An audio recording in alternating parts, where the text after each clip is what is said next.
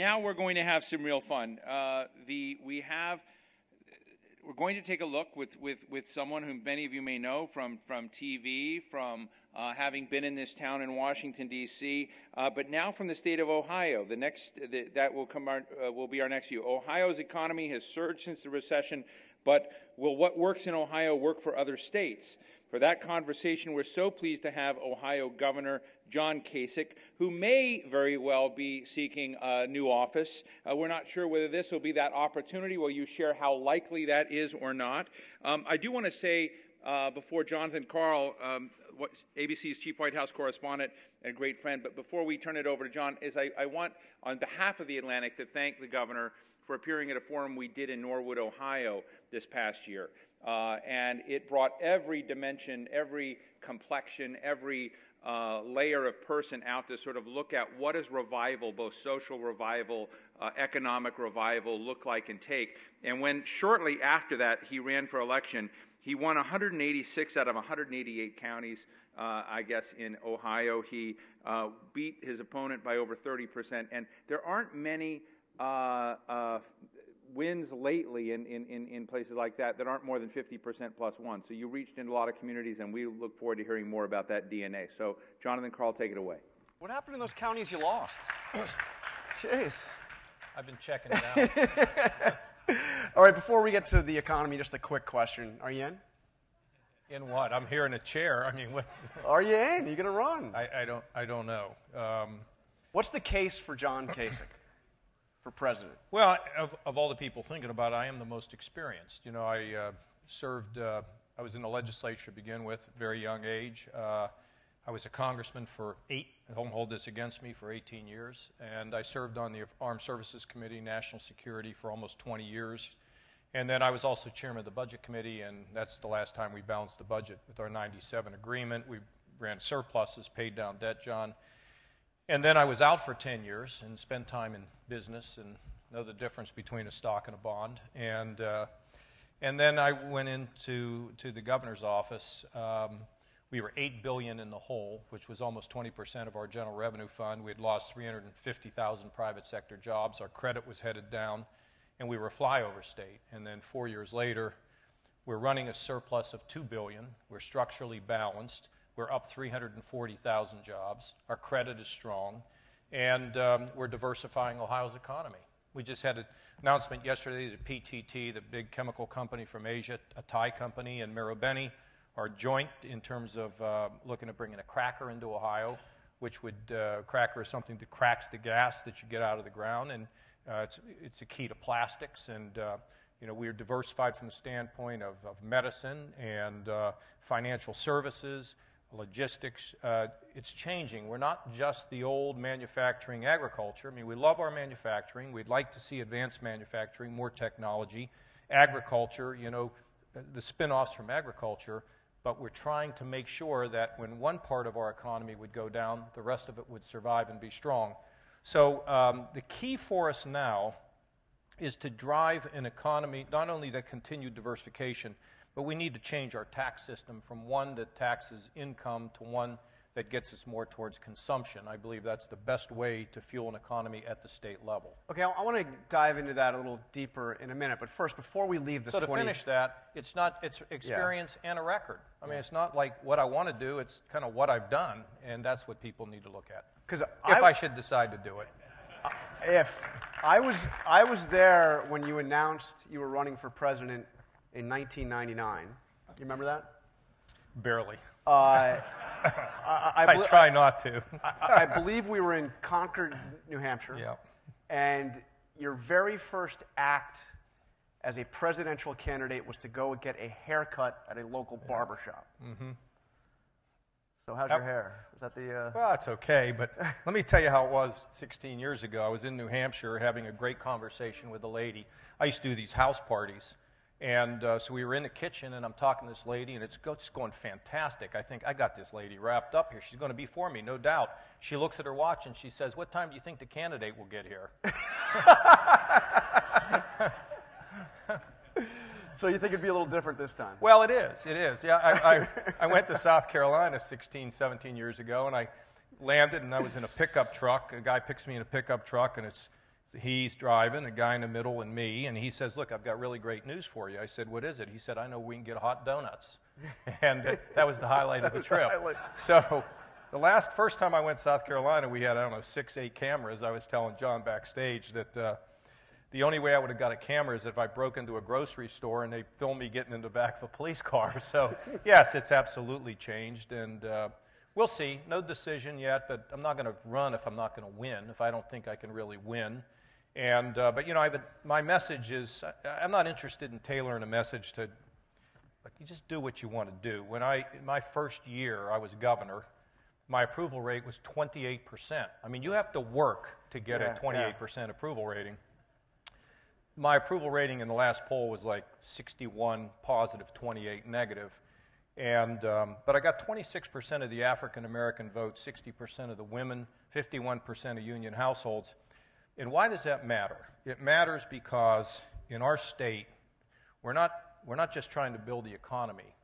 I believe that economic growth is not an end to itself, it's a means to an end. So we have helped lift just about everybody in the state. If you're drug addicted, we're going to treat you. If you're mentally ill, we're going to treat you. We have 10,000 people who have mental illness in our prisons. It's immoral.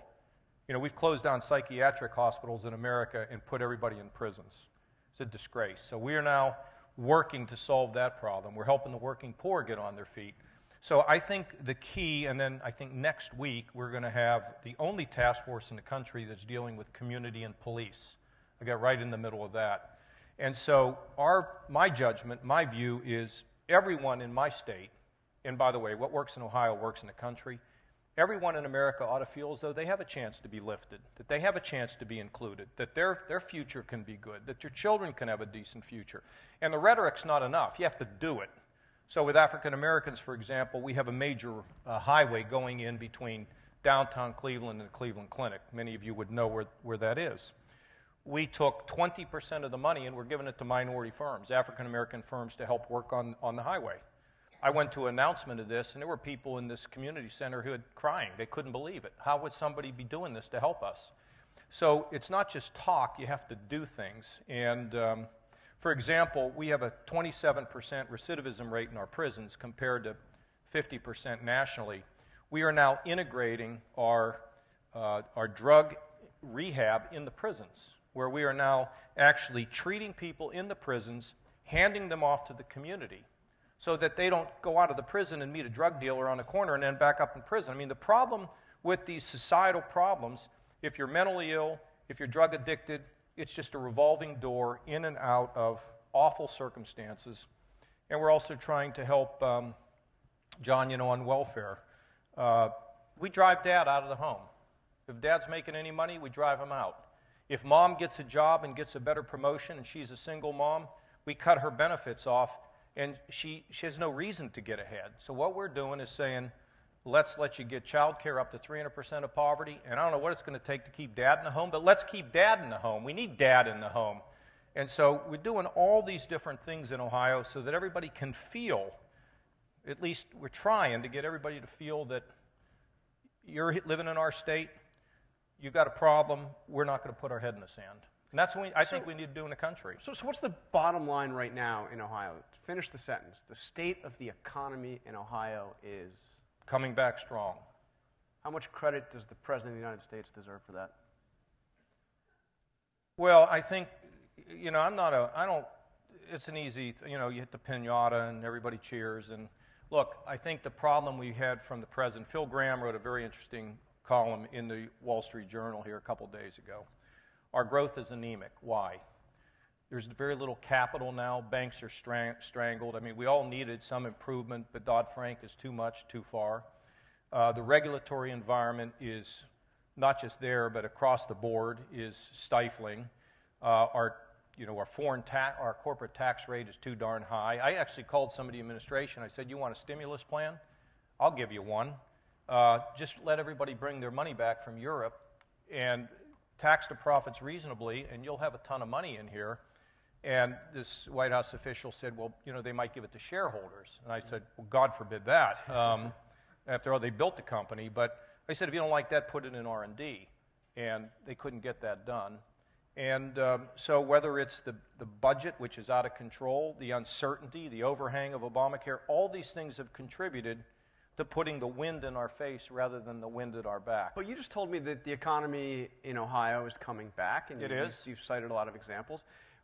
We heard kind of sky is falling kind of warnings from Republicans about any number of Obama's policies. Of course, first and foremost, Obamacare. Yeah. So how do you square that? I mean, well, let me tell you these about. Guys said that the world was going to end. Let me tell you about my state. First of all, we have reduced taxes by $3 billion, and we've not only cut the top rate, but we've also made sure that people at the bottom get an incentive to work harder.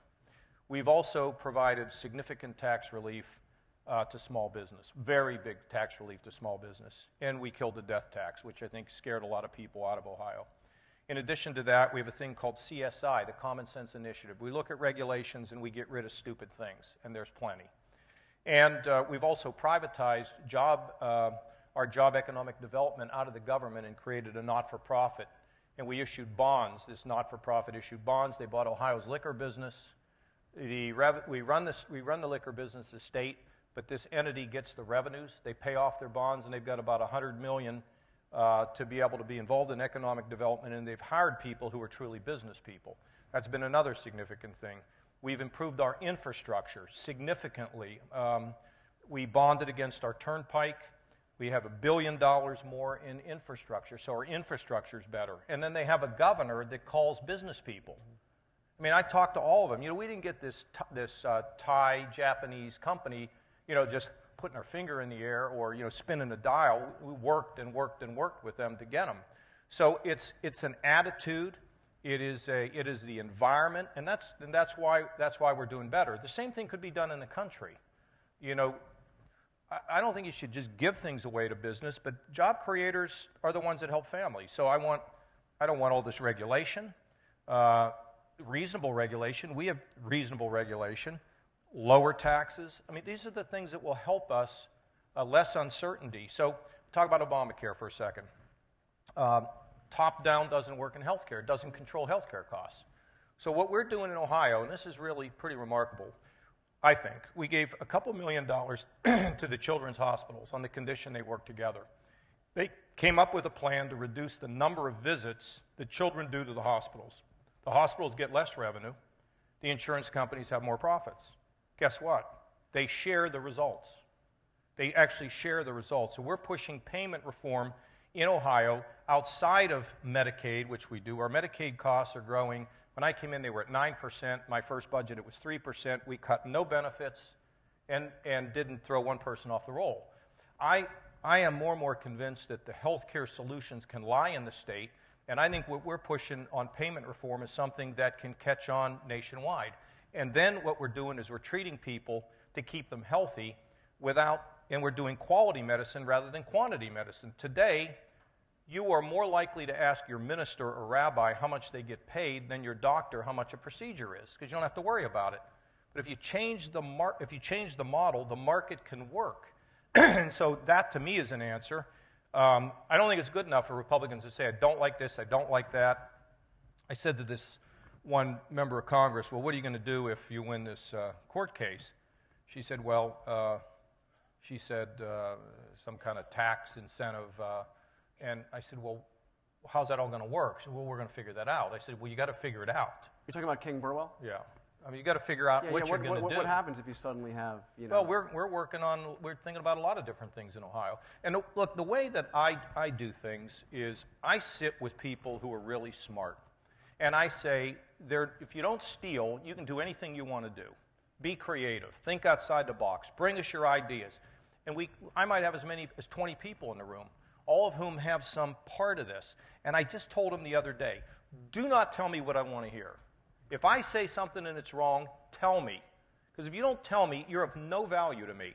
We sit down, we carve things out. So one of the things we did with Medicaid is we said, if you want to stay in your own home rather than being forced into a nursing home, you ought to be able to do it. We changed the whole system. We broke the back of the nursing home lobby in Ohio, and now people can stay in their own home.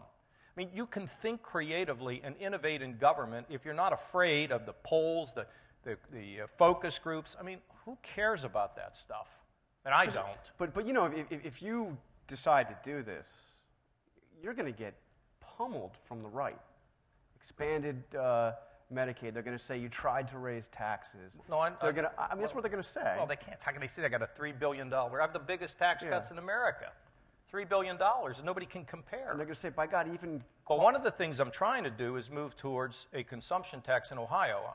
I'm working with Steve Forbes to look at his flat tax idea, and that's a case where you can have the flat tax. I'm looking at distribution tables. I don't have it all yet, but you could take the current system. Your choice. I kind of like that idea.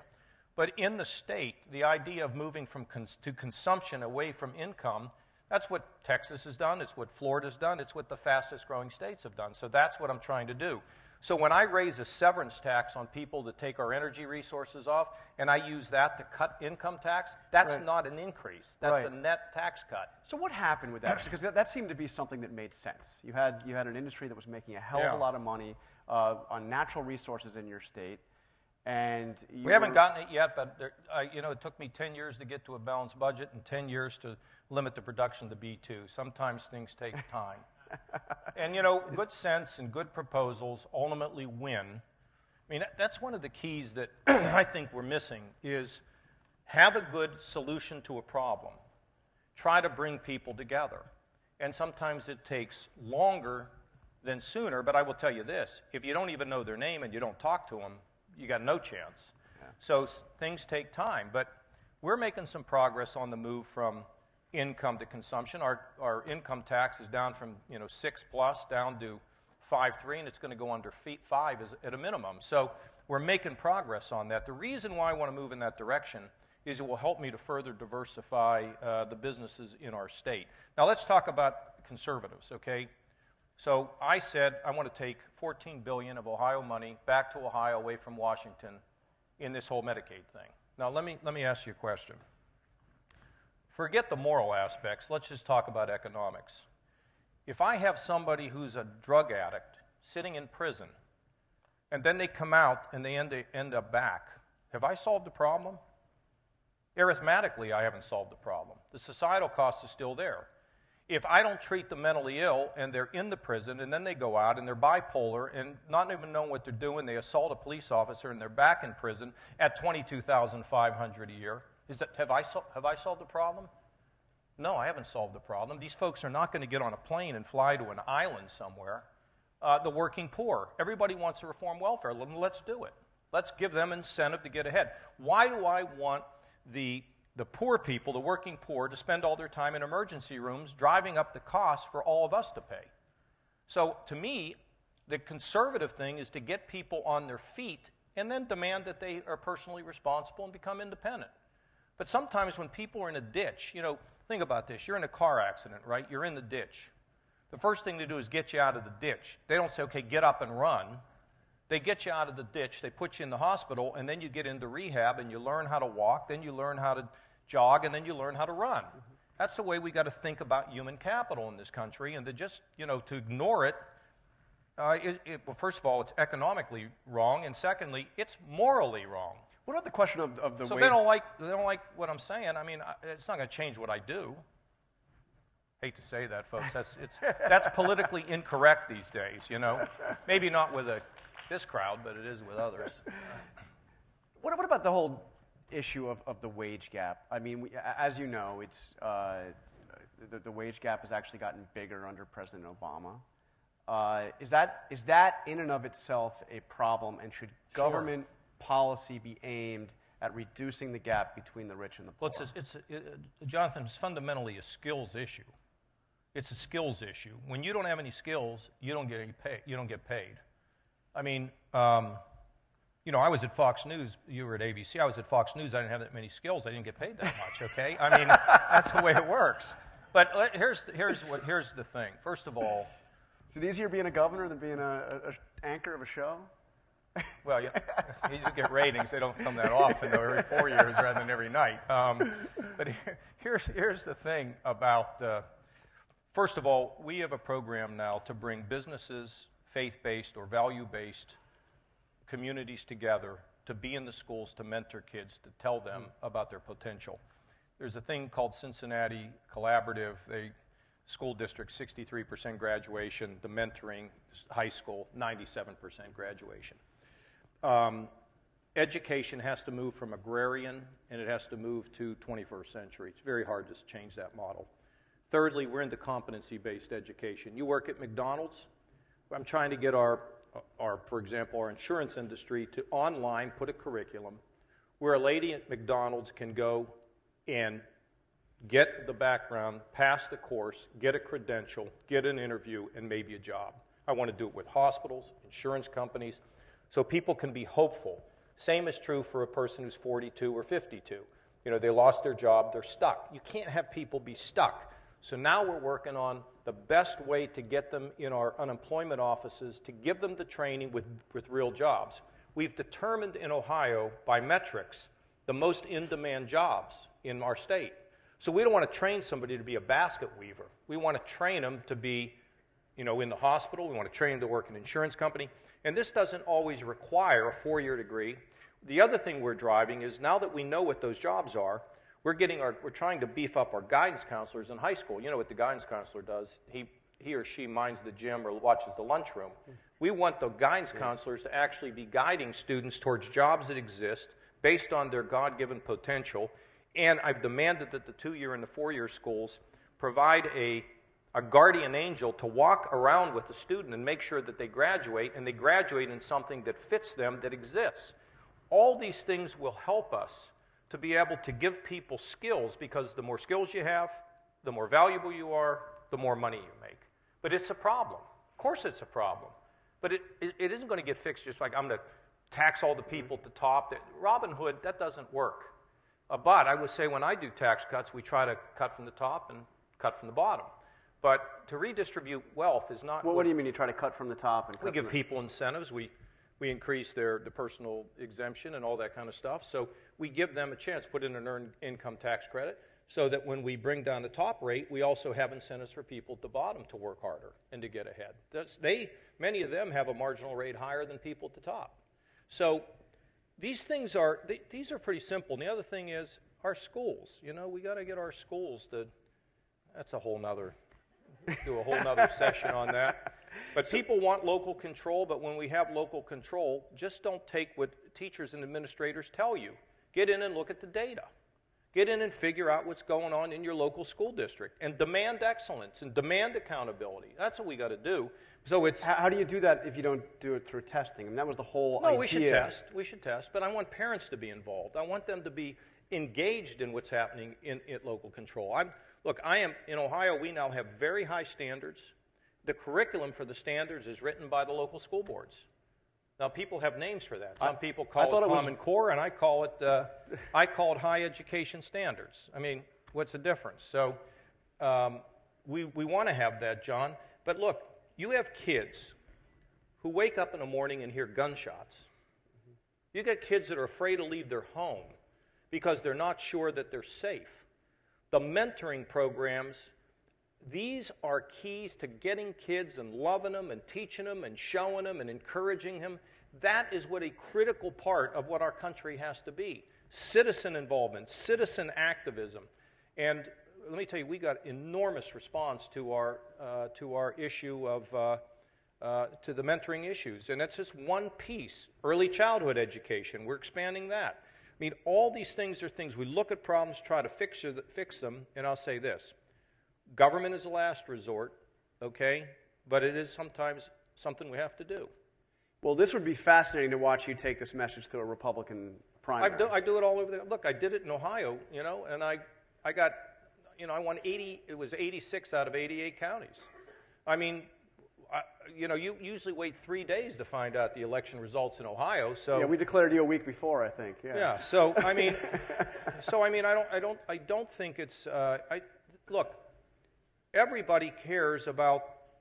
Everybody knows somebody who has an addiction now. Unfortunately, everybody knows somebody who suffers depression or bipolar, or their kid, unfortunately, horrifically, did harm to themselves.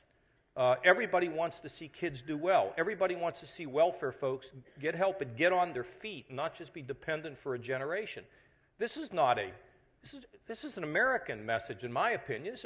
look, what are we going to tailor our messages based on who the heck we're talking to? That's what's been wrong in this country. So you got... That was my cousin. Thanks. So I want to get some questions from the audience in a minute, but first I want to ask you about something that the president said in his interview with Chris Matthews the other day. He was asked about the very strong criticism from Elizabeth Warren over this trade deal with the Trans-Pacific Trade Agreement, and you know, she says this is going to make the rich richer and leave everybody else behind. And he said, look, over the last 6 or 7 years, I have yanked the economy out of the biggest recession since the Great Depression. So what do you think? I mean, it's been... The trade deal? Well, first let's take... We're growing at 2%, man. This is the slowest growth post-serious recession in our history. I mean, come on. We're growing at 2%. Every economist now... And you know why God created economists, to make astrologers look accurate. But you know, the fact of the matter is that we don't. Everybody's downgrading their GDP forecasts. We are not growing like we should be growing, and unfortunately, you know, that sort of steam runs out, and then where are we? But on the trade deal, I just talked to Senator Portman today because he was offering amendments in the Senate. Here's the way I look at trade: open trade is best, but I think for too long, America has allowed people to dump, manipulate their currency, and everything else. There ought to be adequate protections. I met with Boehner today, the speaker, and I said, John, what do you think of the deal? Now, you got to remember, John is, I think, one of 9. His father was a bartender. John's blue-collar kind of guy, and that's why when I would talk to him about this, I'd say, are there enough protection for American workers? I think for too long, John, and this has always been my position, by the way, as Portman reminded me today, I think we've been too casual in standing up to countries when there are violations in our trade agreements. Now, part of the reason why we're so hesitant is because of foreign policy. Our debt is so high, the world's owning more and more of us, so we're boxing ourselves in. It hurts us on foreign policy as well, which is, by the way, why we need a balanced budget amendment, because without it, we're just going to spend ourselves into oblivion and ransom our children. But at the end of the day, John, I think open trade is good, but there's got to be provisions in it to make sure that we are not getting the shaft here. Our workers are not getting crushed. They did it, you know, we had a giant investment from U.S. Steel in Ohio making tubes, pipes, you know. The Koreans came in and dumped a bunch of stuff, and so did other countries. I think that whole thing has been improved, but why would we not stand up for U.S. Steel when they're getting the shaft? We should. They're making a big investment. I mean, what's fair is fair. I realize some people deflate balls and other people play with the fully inflated, but you know that's when you got to throw a flag. The Patriots are at the White House this afternoon. Oh, they actually. are. Yeah. Although it's interesting, Tom Brady didn't make the celebration. But anyway, we're going to move to some questions from the audience. Yes, right here. Yes, ma'am, right in front. She's looking for the mic. Oh, yeah, there you go. Thank you so much. I'm a big Hillary Clinton supporter, but I do appreciate all of the great work you've done in Ohio, except for one thing. I read a report that said that Ohio was vaunted as an educational leader and had been ranked at 5 out of 50 states and has dropped down to 18 because of some of the policies that you put in place, and specifically on cutting financing for education. Could you comment on that? Okay. Yeah, of course, that's completely wrong. So not in terms of I don't know where the ranking is, but this budget we've proposed $1.7 billion. We've had the largest increase in school funding and the largest total amount of dollars being spent on K through 12. Okay, we've also put in the 3rd grade reading guarantee so we could end social promotion. I'm also a believer in charters. I'm a believer in vouchers. But I'm also a believer in testing, and I think, so I don't know where that comes from. We were spending records amounts on K through 12, plus we are now investing in early childhood education. So I don't know, I'm mystified as to where that comes from. In higher education, we now have, I think, a unique program in the country where we will not give money to a university unless a student passes a course, completes a course, or graduates. No more giving money just to support overhead. And all the universities and community colleges favor this, believe it or not. And we've got all of our universities to share in capital dollars instead of just grabbing it for themselves. no more, I grabbed the last piece of pizza. So we've been robust funding in K through 12. We have a third grade reading guarantee to avoid social promotion. We're now in the schools doing this whole business of mentoring. I think I mentioned early childhood education. We're driving kids towards real jobs that exist. We're giving them freedom from being stuck in the agrarian atmosphere in the schools and being able to move more and more out into the private economy. So, I don't know. You know, there's ratings and then there's ratings. You know, so that's all I can tell you is the record. All right, back there. You're welcome. Thank you. Hi, Nancy Marshall-Genzer again from Marketplace. You mentioned that you're not going to run if you're not going to win. What factors are you considering as you decide whether you'll run? Are you well, polling? Some of it are is you resources. Trying to figure out how much money you might raise? Some of it is money, but you know, the Beatles were right. Mostly, money can't buy you love. But Bush, help a little bit. Well, Bush is going to have a lot of money, so we'll see if he can buy a lot of love. But I mean, part of it is money. And you know, I've been in this business for a long enough time to kind of get a sense of whether it'll work. Why wouldn't I run if I didn't win? Because I'll tell you what, it's a drain on your family, it's a drain on your friends, and I also love my state. And I'm going to have to manage the state at the same time I would do this, which I'm confident I could do. But look, I don't need to just go around and do this. I'm not looking to sell a book. I'm not looking for a television show yet. Is it? So... And look, when you go out, you get a sense, do people like you or do they not? And I've been very, very encouraged and frankly humbled by the chance to get out and get the reactions that I'm getting. If it wasn't working, and I'm not going to decide it on my own, I've got a lot of friends, people who care about me, and we'll make a decision together. But right now, we're not thinking about that. We're thinking about continuing to move forward and see where we are at the end of the day. It seems like somebody passed a constitutional amendment somewhere that you have to write a book to run for president. I mean, everybody's on a book tour. I know you've written it, but you got to go out. You got to do the book tour comes first. So what's your timeline? You know what, John? You know me a long time. I do everything the orthodox way, don't I? Absolutely. What's your timeline? When you decide by? You know, I talked to a guy who almost ran, and he said, "You're the governor of Ohio. Decide when you want to decide, not when some pundit or political analyst tells you. I'll make a decision when I'm comfortable. We'll see." No. The answer is I'm not giving you that. Come on, I'm not telling you when to do it. I'm just asking you when you're going to decide by. By June? I'm not going to answer the question. Don't ask again. Yes, there's a nice lady out. Let's go to her. And I think you know me well enough to know that I don't stop at one question. You can keep asking. Come on. Yes, last one. Good afternoon. I'm Lois Tent from Majority and Women-Owned Business. I've been a consultant with HUD, working with projects to get them to get better jobs or start a business. It was so popular and well received, but the one who asked me to come in Roanoke, Virginia, died. The people say, yeah, we will do what you say, but we want you all the time. It can be done. Everything you said, I can help you connect it. Bring in some people with some money, then plus people with the ideas to build the jobs, and then plus the product. I won't say that because anyway. I want to talk to you. I want your card, and I'll send you some information. Let me say a couple other things. You heard about the program that we have in Cleveland where we're setting aside 20% of the money for African Americans. That's our target.